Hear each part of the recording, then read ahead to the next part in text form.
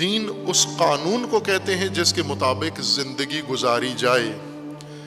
یہ دہرائیں، اس کو یاد کریں، اس مطلب کو محفوظ کر لیں، اپنے موبائلوں میں محفوظ کر لیں. دل تو بھرے ہوئے ہیں، موبائلوں میں شاید میموری تھوڑی سی باقی ہوگی، اگر نہیں ہے تو کچھ کلپ اس میں سے نکال دیں اور یہ ڈال لیں اس میں، اتنے بائٹ خالی کر لیں اپنے موبائل سے اور یہ اس میں ڈال لیں کہ خداوند تبارک و تعالی نے جو ہمارے لیے ہدایت کے لیے دین جس کو ہم کہتے ہیں مقرر کیا ہے، دین اس قانون کو کہتے ہیں جس کے مطابق زندگی گزاری جائے، جس کے مطابق عمل کیا جائے، اس کو دین کہتے ہیں.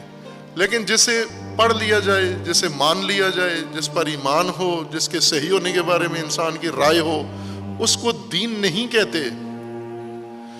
دین وہ قانون جو عمل میں آ جائے، دین وہ قانون جس پر انسان زندگی گزار رہا ہو، اس کی پیروی کر رہا ہو، اس کے مطابق پریکٹس کر رہا ہو، وہ دین ہے.